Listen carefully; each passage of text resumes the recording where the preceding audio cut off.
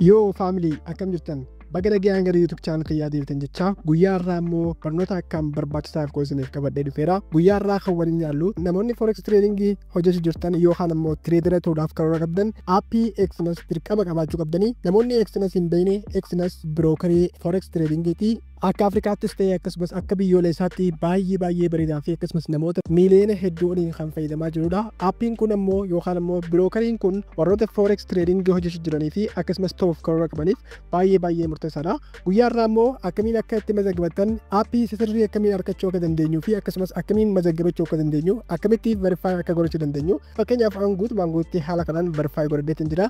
Namoonni hedduun websaayitii akkanaa hedduu uumanii namoota iskaam yookaan ammoo hataa jiranii. Kanaafuu if eeggachuun baay'ee murteessaadha. Laffaatiin teessan akka hin banneef ammoo karaa sirrii ta'een guyyaa irraa akkamitti appii Exness yookaan ammoo brookerii Exness akkamiin akka banannu walduraa duubaan isiniin agarsiisa. Okay, kallattumaan gara barnoota keenyaatti yeroo deemnu jalqaba irratti wanti isin gootan liinkii takka description isiniif kaa'eetiin jira. Liinkii sanni filattan yookaan ammoo komentii irra seentanii piin taatee jirti. Gama jalqabaa irratti isinii godheetiin jira. Liinkicha sanni filattan jechuudha. Liinkicha gaafa filattan haala kanaan wantoota lama isiniif fida. Registerii fi akkasumas try free demo isa jiru isiniif fida. Isin wanti jalqaba godhattan maali? Jalqaba irratti register ni godhattan jechuudha. Ni mazaggabattan. Hubadhaa asirratti liinkiin isin filattan yookaan ammoo cuqaastan haala kanaan isiniif fiduusaa sirriitti hubadhaa. Iskaamoroonni namoota hedduu haala kanaan sobaa jiran. Liinkichi gaafa haala kanaan isin dhufu amma isteeppiin amma isin garsu kana hordofuudhaan ni barattanii. Jalqaba irratti register isa jiru isin dhufa. Try free demo isa jiru kun ammoo ishaa kalliidhaa fi kanaafuu try free deemuun isin barbaachisu jalqaba irratti isa register yookaan filattanii register gaafa filattan haala kanaan isiniif fida. Jalqaba irratti wanti isiniif fidu country or region of residence kan jedhudha. Iddoo dhalootaa yookaan ammoo paaspoortii keessan yookaan ammoo ID keessan irra kan jiru sirriitti ni filattan. Gonkumaa hin dogoggoruu hin qabdanii. Jalqaba irratti country isa yoo kana filachuudhaan biyya amma keessa jirtan yookaan ammoo paaspoortii keessan yookaan ID keessan irra jiru ni filattan. Fakkeenyaaf ani Itoophiyaadha. Itoophiyaa sarchiniin godha. Kanaaf isa Itoophiyaa jiru kana ni filadha. Isinis warri Saudi Arabiyaa, Keeniyaa fi kanneen kana fakkaatan keessa jirtan haala kanaan biyya keessa jirtan ni filattan. Biyya keessa jirtan osoo hin taane ID yookaan immoo paaspoortiin keessan maal ja'a sanirra dhaabbachuudhaan ni filattanii. Sana booda maal gootan jala kanatti imeelii isin gaafata. Imeelii keessan ni guuttanii. Imeelii gonkumaa hin irraanfanne imeelii biriyaa tokko ni guuttanii. Fakkeenyaaf an tokko guutee isin agarsiisa. Fakkeenyaaf an haala kanaan guuteetiin jira. Sana booda gaddeemuudhaan paaswoordii kiyyiin guuta. Asirratti paaswoordiin isin guuttan seera afran jalaa kana guutuu qabdi. Jalqaba irratti between 8 to 50 character kan jiru. Paaswoordiin isin guuttan 8 ol jetta'uu qabdi. 8 fi 15 jidduu yoo taate baay'ee bareedaadha yookaan ammoo achii ol godhachuu dandeessanii. Inni itti aanu immoo at least one upper lower case kan jedhudha. Qubeelee gurguddaa yookaan ammoo xixiqqaa wal keessaa godhuu qabdanii yoo xiqqaate tokko keessa jiraachuu qabay xiqqaanis guddaanis.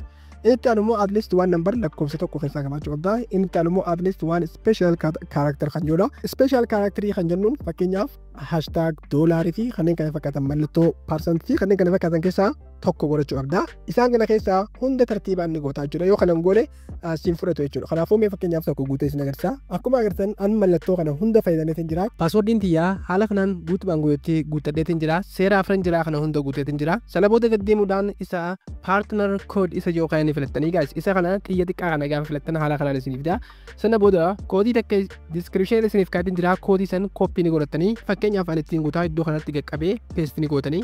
Koodiin isa kanaa jechuudha. Koodiin kun boonasii akka fudhattaniif isin gargaara. Sana booda koodii kana bu'aan baay'ee isin gargaara. Koodii kana ammoo koppii paste ni godhattan asirratti warri ammoo iskiriin irraa barreessuu dandeessan haala kanaan PA 6U 8J YD 1 arreettanii hunda isaa qubee xixiqqaan haala kanaan ni barreessanii yookaan ammoo description isiniif kaa'eetiin jira koppii ni godhattan haala kanaan. Sana booda jala kanatti akkuma agartan mallattoo sanduuqa xiqqaa kana raayitiitti godhuu hin jedhatinaadha yookaan ammoo yoo raayitii haala kanaan qabaate haala kanaan raayitiitti godhanii sana booda gaddeemuudhaan isa continue jedhu kana ni filattan.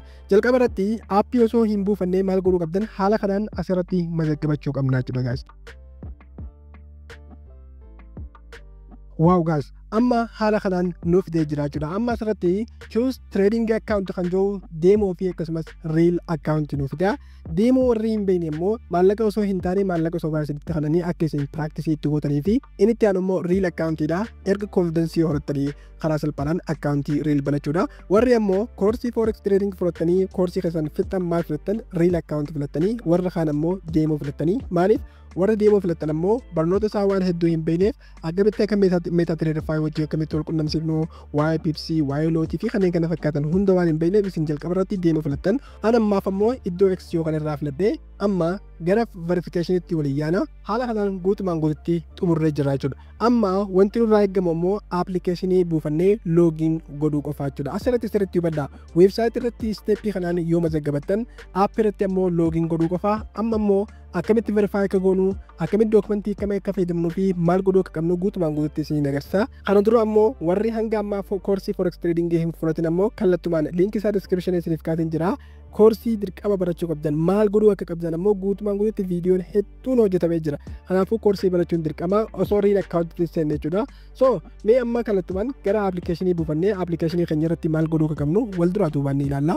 Amma immoo erga haala kanaan fixannee kallattumaan warri bilbila Android fayyadamtan kallattumaan Play Store keessatti sentanii warri ammoo iPhone fayyadamtan Apple Store keessattis gaddifamee jira. Karaa salphaan as keessaa bu'uudhaan fakkeenyaaf bilbilli kiyyaa Android waan ta'eef isa kana Play Store kiyyaniin seenaa. Play Store kiyya gaafaan seenuu kallattumaan haala kanaan naafda.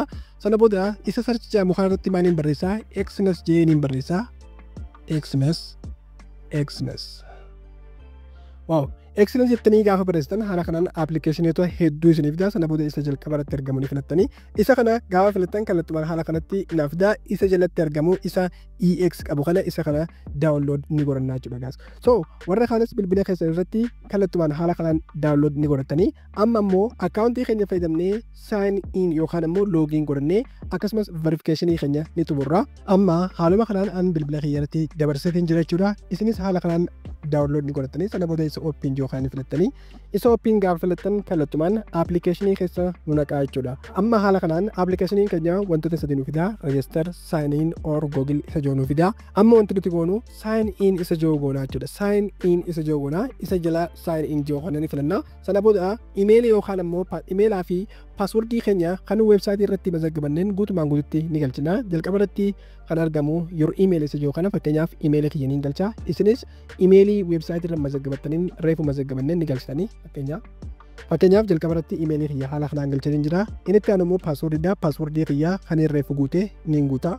Wow, amma kallattumaan paaswordii fi emailii kiyya kan reefu mazaggabadeen galchatin jira. Sana booda sign in yookaan filadha. Kallattumaan sign in akkaawuntii kiyya keessa kallattumaan na naqaa jechuudha. Paaswordii teessan gonkumaatti gachuu hin qabdanii paaswordii reefu save godhattan. Wow guys, amma kallattumaan akkaawuntii kiyya keessa guutumaan guututti na naqaa jechuudha guys. So amma tradingii keessan guutumaan guututti deemoo irratti eegaluu ni dandeenya.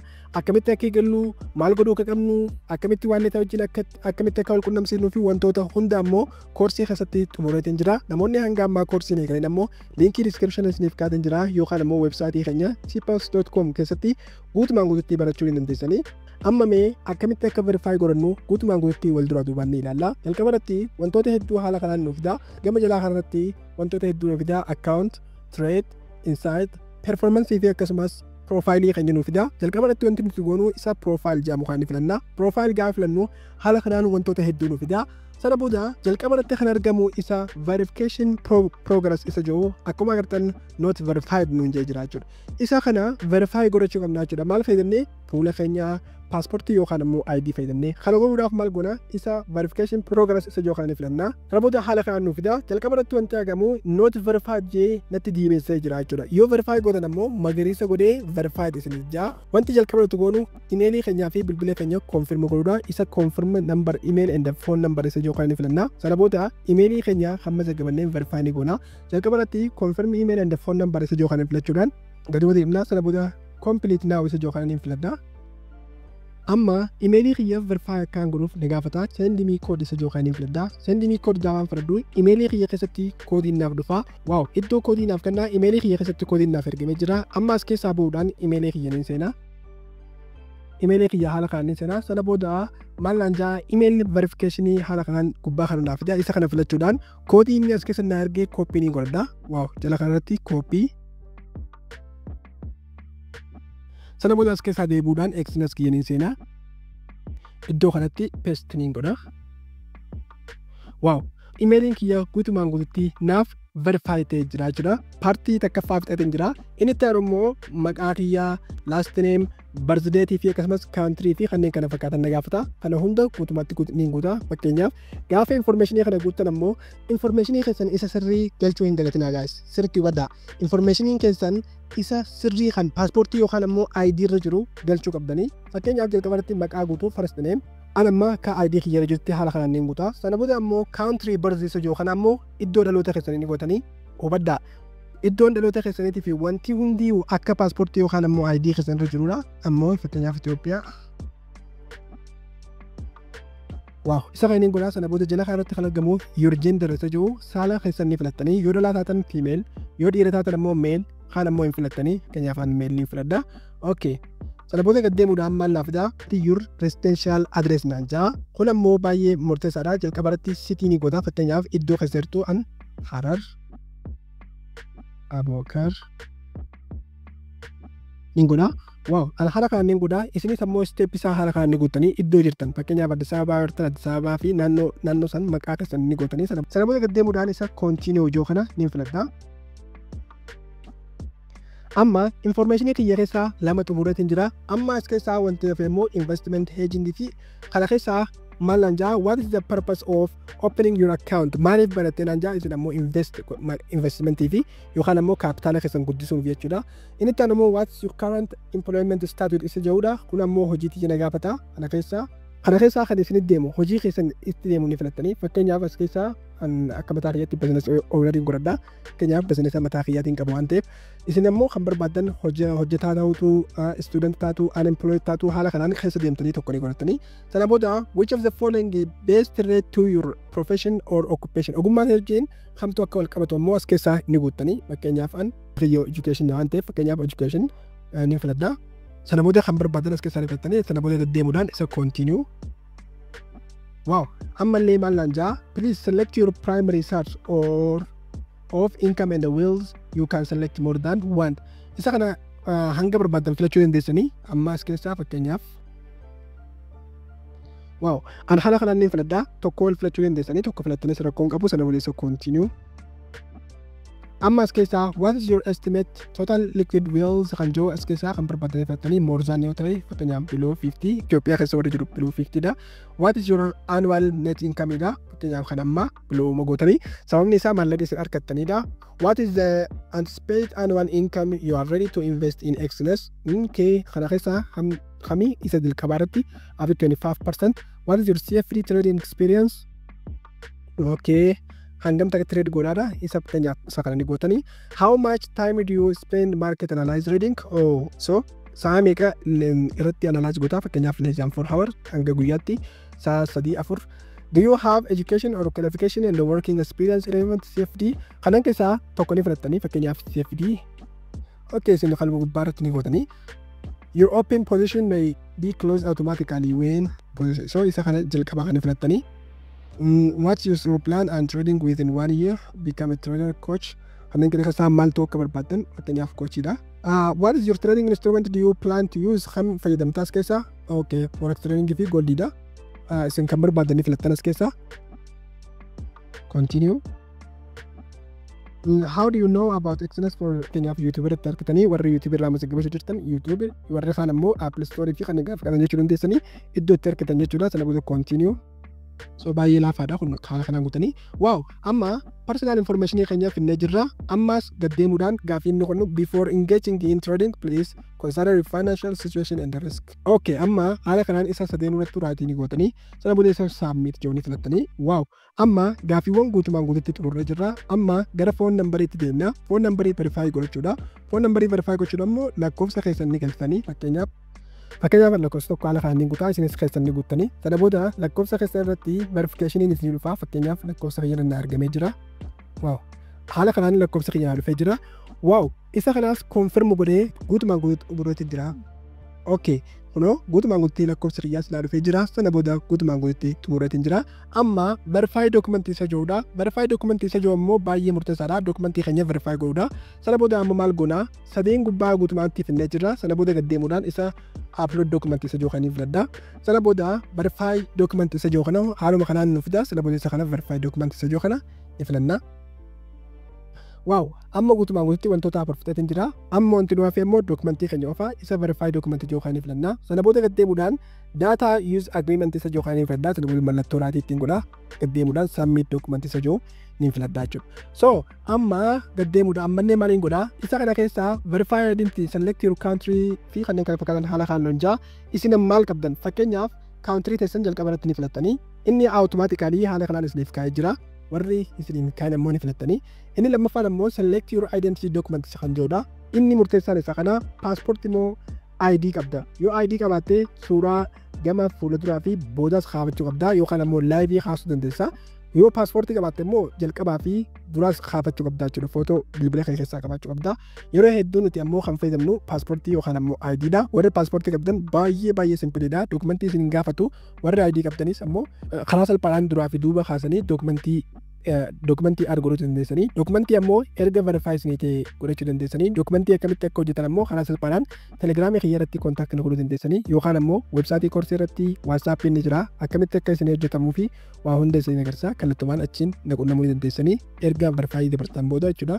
Sana booda isaan kana keessaa kan barbaadanii filattanii fakkeenyaaf an ID waan hin qabuuf ID filadhaa. Warri paaspoortii qabdan ammoo karaa salphaadhaan paaspoortii keessan suuraa kaaftanii add godhuu dandeessanii. Baay'ee salphaadhaa kan paaspoortii inni baay'ee jabaan ammoo ID dha. Sana booda gaddeemuudhaan kunoo haala kanaan informationii guutumatti nuu kenna. Take photo of your ID document. ID keessan jalqaba irratti bluurii qabaachuu hin qabu. Seera isaa sirriitti eeguu qabdan jechuudha. Fakkeenyaaf wanti itti godhuu qabdu isa kana do don't. Fakkeenyaaf suuraan teenya sirriitti ID'n keenya sirriitti haala kanaan mul'achuu qaba. Yoo ammoo haala kanaan bluur ta'e siif kaasuu hin qabu jechuudha. Seerri isaa jalqaba irratti photo is clear and sharp. Photoon clear qulqulluu taatee mul'achuu qabdi. Inni itti aanu immoo detail can be read clearly. Barreeffamni dokumentii keessarra jiru sirriitti dubbifamuu qaba. Inni itti aanu immoo high or good photo quality. Qulqullinni suuraa yookaan ammoo ID keessarra jiru baay'ee bareedaa ta'uu qaba. Sana booda all corner of the document are visible. Corner yookaan ammoo moggaan afran kun dirqama suuraa gaafa kaastu mul'achuu qaba. Yoo ammoo haala kanaan suuraan biluur taatee barreeffamni hin dubbifamne yookaan ammoo suuraan corner afranuu hin mul'anne isiniif godhuu hin danda'u yookaan ammoo verify godhuu hin danda'u jechuudha. Kanaafuu karaa salphaan maal gootan gaddeemuudhaan erga suuraa haala kanaan kaaftanii suuraa jalqabaa upload front kan jiru suuraa jalqabaa fuula jalqabaa asirratti ol baaftanii inni itti aanu ammoo isa upload kan duubaa ammoo asirratti ol baaftan. Sana booda karaa salphaan fuula keessan akka footoo isin kaasuuf isin gaafata. Footoo keessan gaafa kaatan ammoo fuula keessan gama mirgaatti garagaluudhaan gama bitaatti gama gubbaatti akkasumas gama jalaatti garagaluudhaan haala saniin footoo isiniif fudhata. Kanaafuu obsaan haala saniin ni guuttanii gaafa isin kallattumaan guuttan ammoo kallattumaan informationiin keessan verify isinii ta'a jechuudha guys. So warri paaspoortii qabdanis haala kanaan guuttanii haala kanaan sirriitti isiniif kalejeetii yaada. Warri ammoo kallattumaan forex trading maallaqa real estate eegaluuf barbaadan kamiyyuu ammoo koorsii osoo hin fudhanne gonkumaa hin eegalinaadha. Koorsii keessatti akkamiin akka eegaltan akkamiin trading view akka fayyadamtanii fi wantoota hunda isiniif xumuratee jira. Warri ammoo dokumentii isin gaafate kallattumaan dokumentii keessan argachuudhaaf karaa waatsaappii kiyyaa yookaan ammoo telegiraamiin qunnamuu dandeessanii. Haala kanaan viidiyoo kana keessatti wantoonni hundi isiniif kalejeetii yaadas ta'ee gaafii kamiyyuu qabaatan ammoo komentii irratti dhabeessuu hin dagatinaa. Waan daawwattaniif baay'ee galatoomaa. Haga viidiyoo biraatiin walitti deebinutti nagaan naa tura.